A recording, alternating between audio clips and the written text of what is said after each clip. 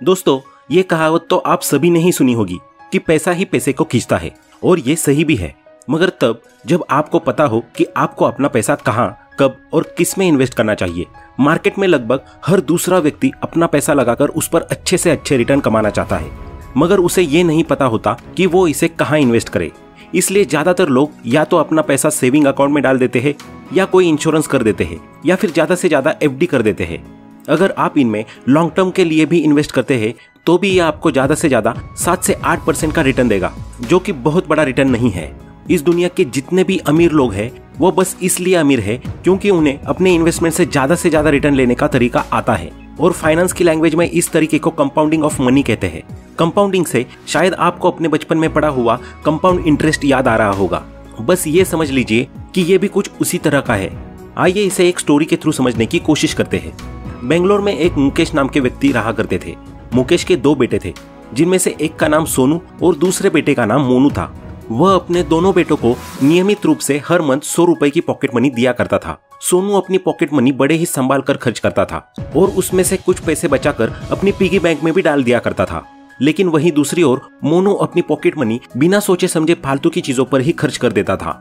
ये सब देखते हुए उनके पिता मुकेश ने डिसाइड किया कि वे अपने दोनों बेटों को मनी का सही तरीके से इन्वेस्टमेंट करना और यूज करना सिखाएंगे। मुकेश ने अपने दोनों बेटों को बुलाया और कहा, आज से मैं तुम लोगों की पॉकेट मनी बढ़ा रहा हूँ, वो भी पूरे 1 साल के लिए। मगर मेरी एक शर्त है कि इस पॉकेट मनी को तुम केवल 2 ही तरीकों से ले पाओगे। पहला तरीका है कि तुम मुझसे हर मंथ 1000 रुपए ले जाओ, तो वही दूसरा तरीका है कि तुम पहले मंथ मुझसे 10 रुपए लो और उसके अगले मंथ 20 और उसके अगले मंथ 40, यानी कि मैं हर मंथ उस अमाउंट को डबल करके देता जाऊंगा 1 साल तक। सोनू और मोनू दोनों अपने पिता की शर्त मान गए। दोनों भाइयों में सोनू थोड़ा समझदार था, इसलिए उसने डिसाइड किया कि वो दूसरे वाले तरीके से पॉकेट मनी लेगा, यानी कि पहले मंथ 10 रुपए और उसके आगे वाले महीनों में अमाउंट को डबल करते हुए। वहीं दूसरी तरफ मोनू के मन में थोड़ा लालच था। उसे लगा कि कहाँ 10-20 रुपए और कहाँ सीधा 1000 रुपए की पॉकेट मनी, जिसमें वो जी भर के अपने दोस्तों के साथ पार्टी कर पाएगा। उसने अपने पिता से कहा कि मैं पर मंथ 1000 रुपए वाले तरीके से ही अपना पॉकेट मनी लूंगा। मुकेश अपने दोनों बेटों की बातों पर सहमत हो गए। उन्होंने पहले मंथ सोनू को 10 रुपए दिए तो वही मोनू को 1000 रुपए दिए। दूसरे मंथ सोनू को 20 रुपए दिए तो मोनू को वही 1000 रुपए का सेम अमाउंट। ऐसे करके उन्होंने अपने दोनों बेटों को पॉकेट मनी देना शुरू कर दिया। स्टार्टिंग के 6 महीने सोनू के लिए बड़े ही अनहैप्पी थे, क्योंकि इन 6 महीनों में मोनू को जहां टोटल 6000 रुपए मिल चुके थे, तो वहीं सोनू के पास सिर्फ 320 रुपए ही आए थे। पर सोनू कंपाउंडिंग को अच्छे से समझता था और उसने 1 साल पूरा होने तक इंतजार किया। अब साल के एंड तक आते आते मोनू के पास टोटल 12000 रुपए पहुंच चुके थे, तो वही सोनू के पास उसके पॉकेट मनी का अमाउंट लगातार बढ़ते हुए हो चुका था 20,480 रुपए। सोनू की खुशी का ठिकाना ही नहीं रहा। 12वें महीने में मोनू को हर महीने की तरह 1000 रुपए ही मिले थे, लेकिन सोनू को उस महीने 20,480 रुपए मिले, जो मोनू से 19,000 रुपए ज्यादा थे। क्या आप सोच सकते हैं कि एक छोटा सा 10 रुपए का अमाउंट मात्र 1 साल में 20,000 तक पहुंच गया। और दोस्तों, मान लीजिए अगर यहाँ 1 साल की जगह 3 साल का समय होता तो ये अमाउंट आपको बिलियंस में देखने को मिलता। और इसी को कहते हैं द मैजिक ऑफ कंपाउंडिंग। एक 10 रुपए का अमाउंट कब इतने बड़े अमाउंट में कन्वर्ट हो गया आपको पता भी नहीं चला। कंपाउंडिंग के थ्रू कुछ ऐसा ही होता है। मोनू की तरह ज्यादातर लोगों को यही लगता है कि कंपाउंडिंग से कितना ही इंक्रीज हो जाएगा, लेकिन रियलिटी में कुछ और ही होता है। जब भी कोई व्यक्ति कंपाउंडिंग के थ्रू इन्वेस्ट करता है तो स्टार्टिंग ईयर्स में उसकी ग्रोथ न के बराबर दिखाई देती है और लोग डिमोटिवेट होने लगते हैं और अपने इन्वेस्टमेंट को इसी पॉइंट पर स्टॉप कर देते हैं। लेकिन अगर कोई व्यक्ति लॉन्ग टर्म तक रुकता है तो उसका यह इन्वेस्टमेंट इतना बड़ा रिटर्न देता है कि जिस पर विश्वास करना मुश्किल हो जाता है। इसीलिए तो कंपाउंडिंग को दुनिया के महान वैज्ञानिक अल्बर्ट आइंस्टाइन ने 8वां अजूबा कहा है। आइए अब कंपाउंडिंग को इन्वेस्टमेंट मार्केट के संबंध में समझते हैं, और वो भी बहुत सिंपल एग्जांपल के थ्रू। ये कहानी है 3 दोस्तों की, राम, श्याम और मोहित, जिन्होंने अभी फिलहाल में ही अपनी ग्रेजुएशन खत्म की है और अपनी जॉब की शुरुआत की है। तीनों की ही उम्र इस समय लगभग 21 या 22 साल की है। इनकम शुरू होने के बाद राम, श्याम और मोहित तीनों ही दोस्तों ने डिसाइड किया कि वे अपनी इनकम में से 10-10 हजार रुपए हर महीने इन्वेस्ट करेंगे। राम का फैमिली बैकग्राउंड बहुत ही एवरेज है। उसके पापा बहुत ही ट्रेडिशनल और टिपिकल माइंडसेट वाले व्यक्ति है। उन्होंने अपने बेटे से बोल रखा है कि वो शेयर और स्टॉक मार्केट के झमेलों से हमेशा दूर ही रहे और चुपचाप अपने 10,000 रुपए एफडी में इन्वेस्ट कर दे। वहीं दूसरी ओर राम की माँ उससे सलाह देती है कि गोल्ड की कीमत कभी भी कम नहीं होती, तो बेटा तू अपना पैसा गोल्ड में ही इन्वेस्ट कर। राम अपनी माँ और पिता दोनों की बातें सुनता है और दोनों को खुश करने के लिए 10,000 में से 5,000 रुपए की एक एफडी कर देता है और बचे हुए 5,000 को गोल्ड में इन्वेस्ट कर देता है। दूसरी तरफ श्याम एक मॉडर्न एजुकेटेड फैमिली से बिलोंग करता है, जहां उसे लाइफ के अदर फील्ड के साथ साथ इन्वेस्टमेंट के फील्ड में भी फुल फ्रीडम मिली हुई है। वो इन्वेस्टमेंट मार्केट के संबंध में जगह जगह से रिसर्च करता है, कुछ एक्सपर्ट्स की सलाह लेता है और एंड में अपने 10,000 रुपए में से 5,000 रुपए डेब्ट फंड में इन्वेस्ट कर देता है और बचे हुए 5,000 रुपए SIP के थ्रू म्यूचुअल फंड में इन्वेस्ट करना शुरू कर देता है। तीसरा दोस्त मोहित है, जो कि कॉलेज के टाइम से ही रिच पीपल और इन्वेस्टमेंट मार्केट में काफी इंटरेस्ट रखता है। वो शुरू से ही वॉरेन बफे और अन्य कई सक्सेसफुल इन्वेस्टर्स की बुक्स और थॉट्स को स्टडी करता हुआ आया है। उसे मार्केट की बहुत अच्छी समझ है, इसलिए वो मैजिक ऑफ कंपाउंडिंग को भी अच्छी तरह समझता है। मोहित ने फैसला किया कि वो अपना 10,000 का पूरा अमाउंट स्टॉक मार्केट में इंडेक्स फंड में इन्वेस्ट करेगा, और वो भी लॉन्ग टर्म के लिए।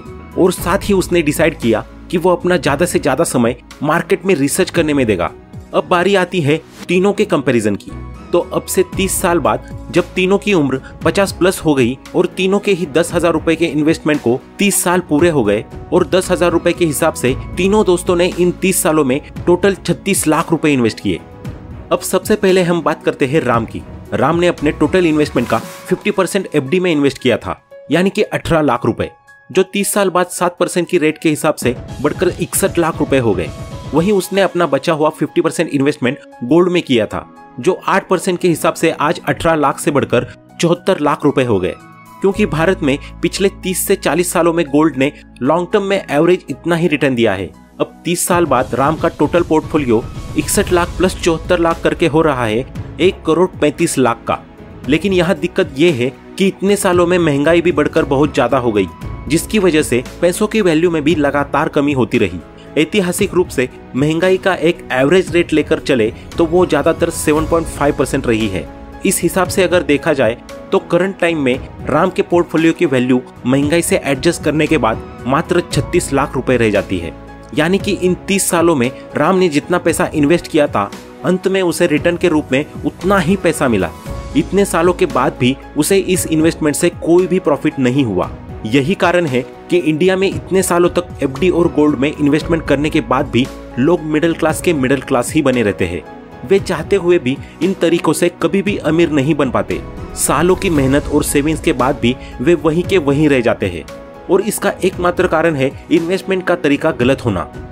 चलिए अब बात करते हैं श्याम की, जिसने अपना 50% अमाउंट डेब्ट फंड में इन्वेस्ट किया था और बचा हुआ 50% SIP के थ्रू म्यूचुअल फंड में। 30 साल बाद डेब्ट फंड वाले इन्वेस्टमेंट से उसे रिटर्न के रूप में 61 लाख रुपए प्राप्त हुए, जबकि उसके दूसरे इन्वेस्टमेंट से, जिसमें उसने 5-5 हजार रुपए करके SIP में इन्वेस्ट किया था, वो 14% के साथ 30 साल बाद उसे रिटर्न के रूप में 2.4 करोड़ रुपए प्राप्त होते हैं। टोटल किया जाए तो शाम को 30 साल बाद 61 lakh plus 2.4 crore is equal to 3 crore रुपए रिटर्न मिला, जो एक बहुत अच्छा रिटर्न माना जाता है। अब वहीं अगर मोहित की बात करें, जिसने अपना सारा पैसा इंडेक्स फंड में इन्वेस्ट किया था, उसके 36 लाख रुपए 30 साल बाद 15% रिटर्न के हिसाब से 6 करोड़ रुपए हो गए। और इतने सालों की उसकी मेहनत और मार्केट के उसके नॉलेज के कारण उसे तीनों दोस्तों में सबसे ज्यादा रिटर्न मिला। और करंट टाइम में महंगाई से एडजस्ट करके भी अगर देखा जाए तो उसके रिटर्न की वैल्यू लगभग 5 करोड़ रुपए होगी, जो एक बहुत ही बढ़िया अमाउंट होता है। इस अमाउंट में एक व्यक्ति रिटायरमेंट के बाद अपना जीवन अच्छे से गुजार सकता है, और अगर वो चाहे तो अपना खुद का एक बिजनेस भी खड़ा कर सकता है। तो दोस्तों, आपने देखा कि कैसे राम, श्याम और मोहित तीनों ने ही सेम अमाउंट इन्वेस्ट किया, और वो भी सेम ईयर्स के लिए। लेकिन तीनों का इन्वेस्टमेंट का तरीका अलग अलग होने के कारण तीनों को ही अलग अलग रिटर्न मिला। राम को रिटर्न के रूप में सेम अमाउंट मिला, श्याम को 3 करोड़ का एक अच्छा रिटर्न मिला, तो वहीं मोहित को 6 करोड़ का एक बेहतरीन रिटर्न प्राप्त हुआ। और ये सब पॉसिबल हो पाया सिर्फ इस वजह से कि मोहित को पता था कि what is the magic of compounding. जिस प्रकार हम सभी जब स्कूल में पढ़ते थे तो कंपाउंड इंटरेस्ट की जगह हमेशा ही सिंपल इंटरेस्ट चूज करते थे, क्योंकि सिंपल इंटरेस्ट बहुत ही सरल था और कंपाउंड इंटरेस्ट टफ। यही कारण है कि हम सभी का माइंडसेट भी सिंपल इंटरेस्ट वाला हो गया है, और हम इन्वेस्टमेंट भी वही करते हैं जहां से रिटर्न भी हमें सिंपल इंटरेस्ट वाला मिले। इसलिए इस सिंपल इंटरेस्ट वाले माइंडसेट को छोड़ना जरूरी है। अगर आप मार्केट के ऊपर रिसर्च करके अपने पैसे को काम पर लगाते हैं तो लॉन्ग टर्म में आप कंपाउंडिंग की मदद से एक अच्छा रिटर्न लेकर फाइनेंशियली फ्री हो सकते हैं। तो दोस्तों, आज के इस वीडियो में इतना ही। उम्मीद करते हैं आपको ये वीडियो पसंद आया होगा। अगर आप ऐसे ही फाइनेंशियल और एजुकेशनल वीडियोस देखना चाहते हैं तो हमारे चैनल को सब्सक्राइब करना ना भूलें। Thanks for watching.